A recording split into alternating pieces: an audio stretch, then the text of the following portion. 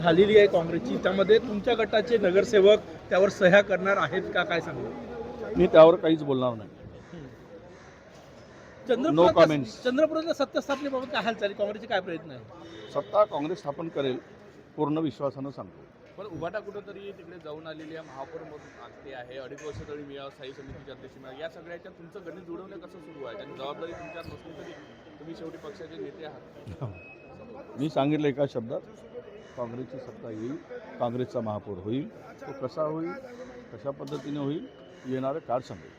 चंद्रपूरचे काही नगरसेवक जोरगेवारांच्या माध्यमातून उभाटाचे काल मुख्यमंत्र्यांना भेटले आणि ते मुख्यमंत्री त्यानंतर जोरगेवारांनी सत्ता स्थापनेचा दावा केला.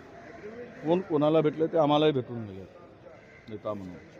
त्यामुळं मी त्यावर काही फार बोलण्याची गरज नाही. आणि मला चंद्रपूरच्या एकूण सत्ता स्थापनेच्या संदर्भात निकाल लागल्यानंतरच बोलू, आता फालतू बोलून काही उपयोग नाही. भाऊ, नागपुरामध्ये काँग्रेस स्वीकृत सदस्य तिसरा व्हावा यासाठी मुस्लिम लोक लीगला सोबत घेण्याचा प्रयत्न करते.